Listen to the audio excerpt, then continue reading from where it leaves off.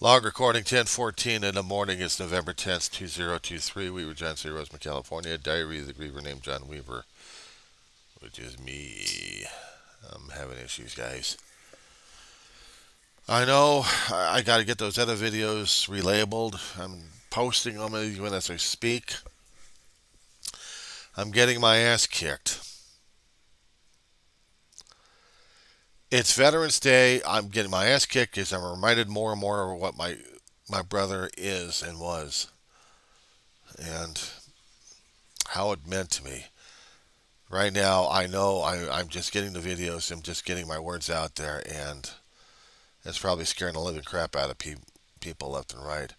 One of them happens to deal with Daryl, which is artist in recovery, and I got to get a shout out to that dude. I'm sorry that the if you've already got a subscription to it and you're already following me, just check out the Win files.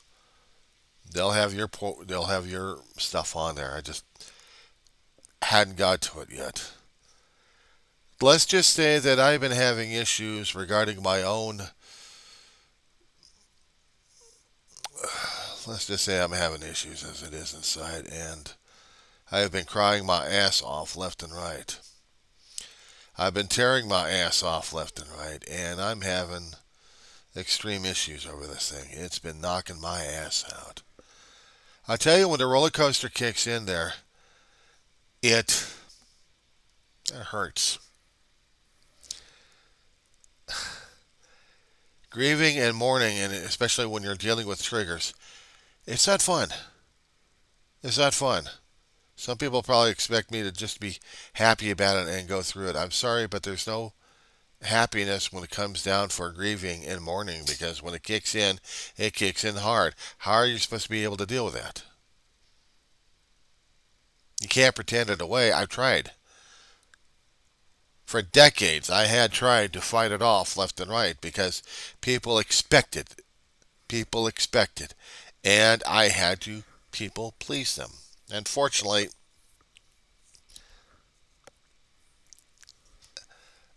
I was trying to people please by keeping myself busy in a recovery hall doing service. But after that, it became harder and harder to deal with. Focusing on school, yeah, that was working on, and focusing on what my brother's needs were when he was alive. That kept me going. Unfortunate part, when he died, I almost didn't go back to college. Dave and I went in back 2000. What the hell was it? 13 to 14. He did about a semester and a little bit more, and then really had issues over it to where he couldn't deal with it at all. He couldn't. He had a heart attack. The stress was so much on him that it was kicking his ass royally. There was no way he would have been able to deal with it. None.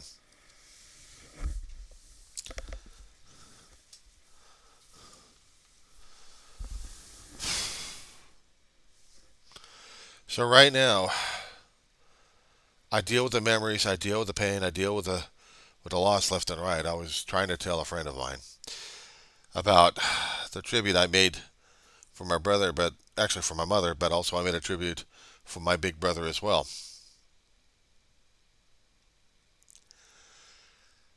I hadn't been able to listen or watch it ever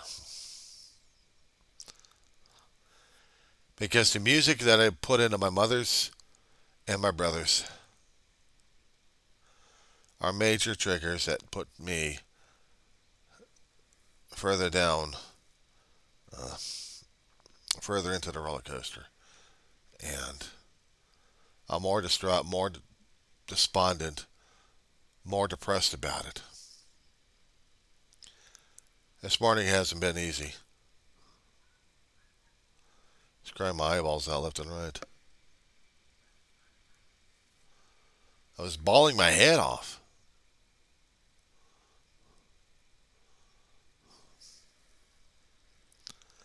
Guys are not supposed to talk about this thing. There's supposed to be some kind of weird ass guide co out there. I don't know what the hell they're talking about these days.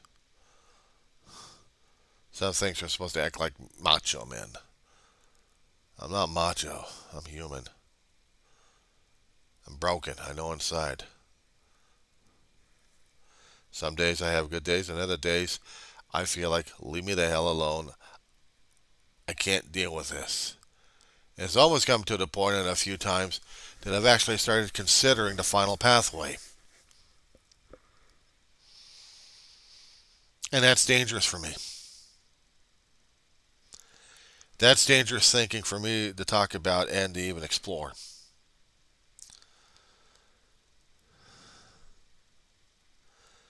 Because I know how much this is affecting me. I had seen it in Mod. I'd seen it in Dave. I never wanted to act like it, but I'm starting to understand more and more how they felt, how they thought. That's what scares the hell out of me. I had seen how depression and how mourning had put my mother into bed, and she couldn't get out of it. She died in the same damn bed. The last 3 or 4 years of her life was dealing, or almost 5 years of her life, was dealing with a hospital bed. She used to sleep on a queen size poster.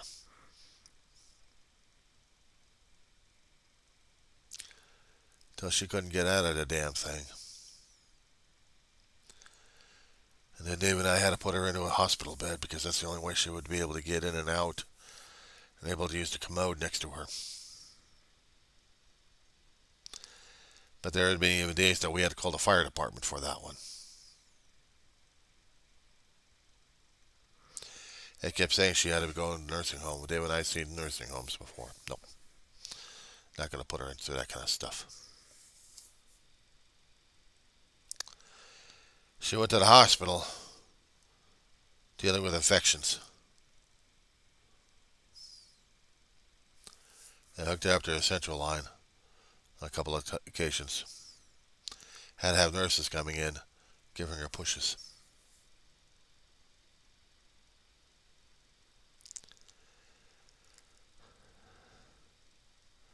I'm reminded when my brother had outpatient surgery to get rid of a cyst on his leg.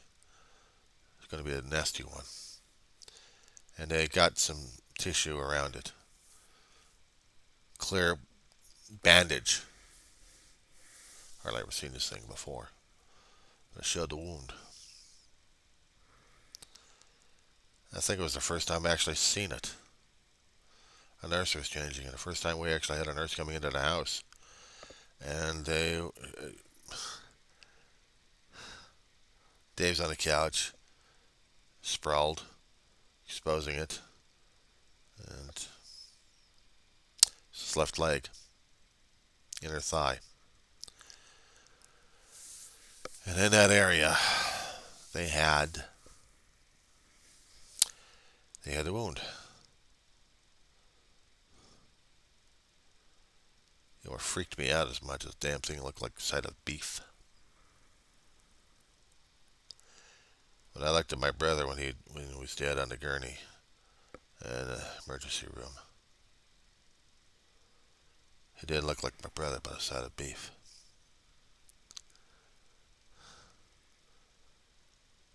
Ugliest damn thought I ever had in my life. At one time it was funny. Because it was about a decade or less that he actually was trying to fight off an infection. Antibiotics pushed into his body to fight off any infections when he was healing. I installed a central line and trained me on how to push it into my brother's body.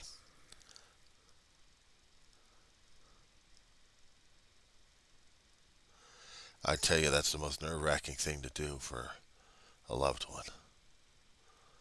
And I had to be extra, extra careful on him. My brother, in his own way, is trying to tell me he trusted me. I didn't trust myself, but if he had faith in me, I'm going to do everything I can to save that bastard because he was my big brother and he knew it. So I went through the pushing. I went through the process until the day they took it out. And that was almost making me throw up.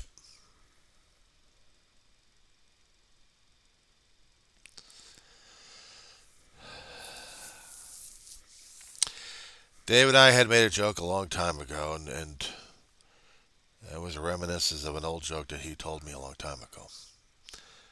And when he was a lot younger, just before he got into the military, actually, I think it was after the military, he went into the mortuary, filled out an application, and got himself an attendant position. There was one particular run going over to the local county morgue, the coroner's office. And he was dealing with one of the coroners over there who just opened up a guy's skull. There was like a couple other people in there, I guess students or something like that, observing. It was a different guy my brother was waiting for, but until he was ready, my brother was just hanging around, and my brother's looking at this thing saying, cool. God, he was a sick bastard at that point. Then it happened. Brain plopped out. They thought this brain was going to go splat in the ground. My brother just caught it with both hands, and he's looking at it. And the other guys are grossing out. No, this was the remark that grossed out even the coroner. Anybody for cold cuts? He said it with a smile. I don't think they allowed him ever back again, but they probably did. My brother told me the story, and we both laughed at it. I didn't say, ew. I've seen too many damn horror movies and comedies.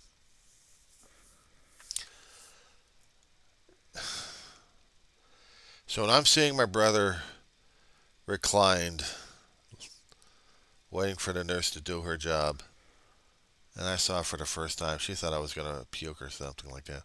I'm looking at it, and I'm smiling a little bit. Dave says, what? Nothing, nothing. Say it. Anybody for cold cuts?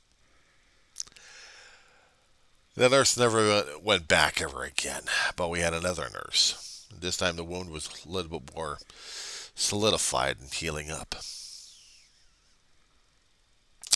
But that day, my brother and I said this was an inside joke as we finished up our laughter. When I saw my brother in the emergency room, that was no laughter. A thought popped in my head. I was angry. I was angry at God. I guess I was angry at him for dying. I didn't know who the hell to be angry at. And I hurt because I just lost my big brother. My life, my world had changed. And I didn't know how to deal with it. I really didn't understand how to deal with it. I didn't want to deal with it. I wanted him to come back to life. I screamed and yelled at a damn corpse and almost got tossed out of the emergency room. Hell, out of the whole damn place.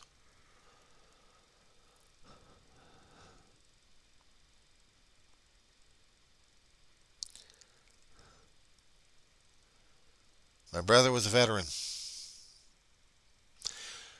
Every time there's been a patriotic holiday, it gets harder and harder for me to celebrate because he's not here to celebrate it with me. I'm not here to celebrate it with him.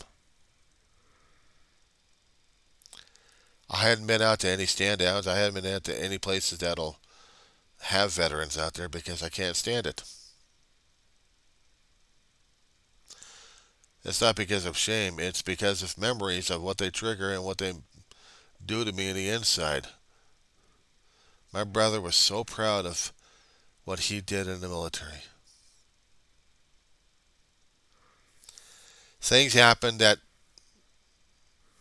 made him have the big chicken dinner. Step above dishonorable. Unless he was still a U.S. citizen. But my brother, he was proud of what he did in the military.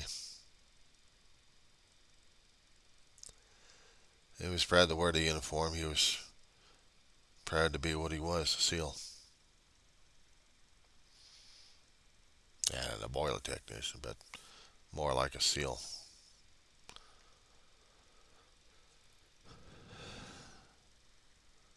He had been to a few stand-downs and talked to the originals.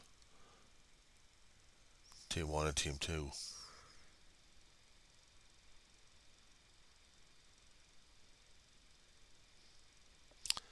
And I met him. And they asked my brother questions, and he said, yeah, he's a SEAL. They knew. They knew. My brother told him which class number all Misery was, what my brother's swim buddy was. Mike Gerbrock, old Misery, and I don't know what the class number was. I wrote it down somewhere and I lost the damn thing. I can tell you what his regular boot was because I got the book of that, but I don't have any information about the last portion of it. It was the 77. I know that one.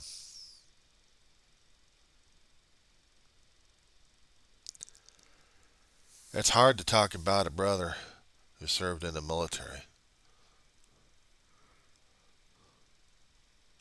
He told me horror stories, but he also told me other stories that weren't so much horrible. And then he shared some people who made a drastic difference in his life that he was still on the lookout for. Because he was afraid these guys were going to do something to him again. At least one of them, anyway. There was a guy named Roger D. Reeves that my brother had an issue with. He damn near killed my brother.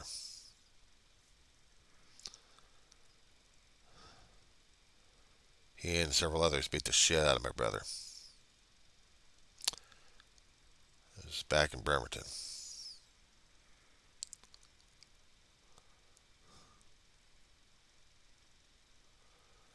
I never knew what this guy looked like. I don't think my brother ever showed me a picture of what the guy looked like. So I don't remember anyway.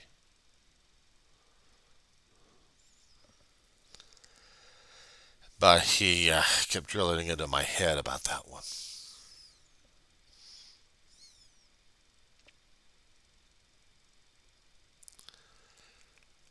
I don't know.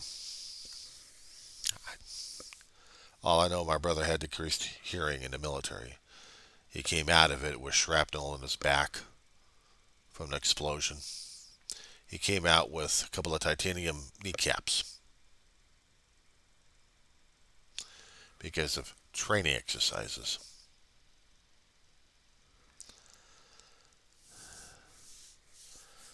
He also came out with more mental problems than should have had in the first place.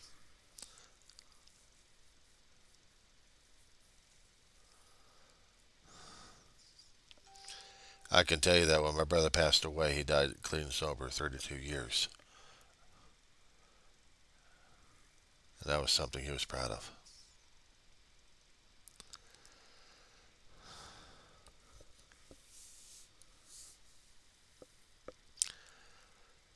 It's hard for me to deal with this kind of day because any day concerning about patriotism, showing the flag, my brother was always for it. But I know I should be honoring him by showing up a flag of sorts.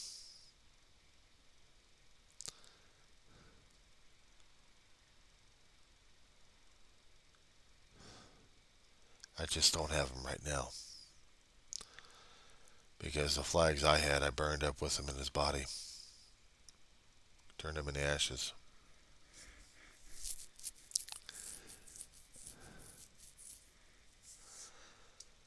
This hasn't been easy for me even talking about in videos like this. I had to press a few people left and right about it. I don't have a positive, jollyful attitude towards it. The thing is, when I'm dealing with what I'm dealing with right now, I'm not having a good day.